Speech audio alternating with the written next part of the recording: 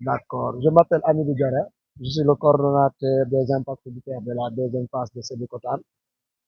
Donc, nous nous sommes réunis aujourd'hui ici, ce 31 janvier 2026, pour organiser une méga mobilisation en guise de protester contre les doléances, toujours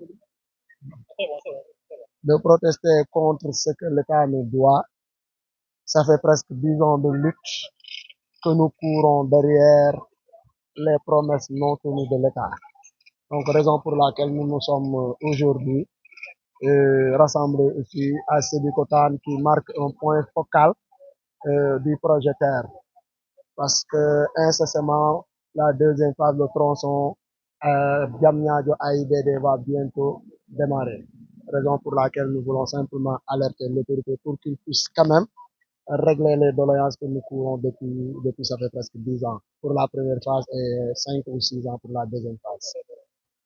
Doléances, l'État nous doit un site de recasement qu'il doit aménager, mais également les primes, à savoir les primes de perte de revenus locatifs, primes de vulnérabilité, accompagnement social, mais surtout nos titres de propriété.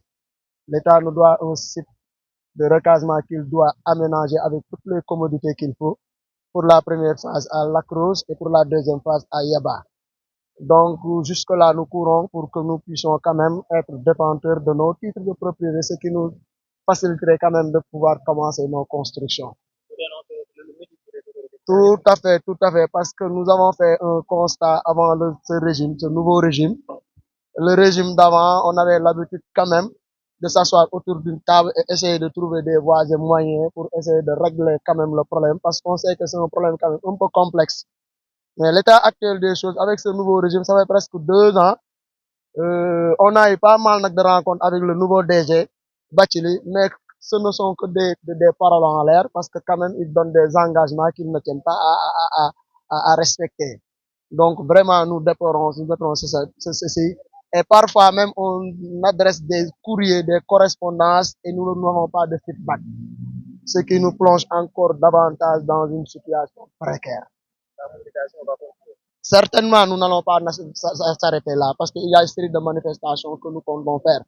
Nous alertons l'opinion publique nationale et internationale que nous avons une série de manifestations que nous allons bientôt faire savoir à l'opinion nationale, comme je l'ai dit, en guise de protester surtout parce que nous savons que l'État a en charge de veiller à la sécurité des populations et de leurs biens. Mais aujourd'hui, il projette simplement d'organiser ce qu'on appelle les Jeux olympiques de la jeunesse en octobre 2026. Nous comptons nous dresser contre cela si les problèmes des impactés que nous sommes ne sont pas réglés. Voilà. Je vous en prie.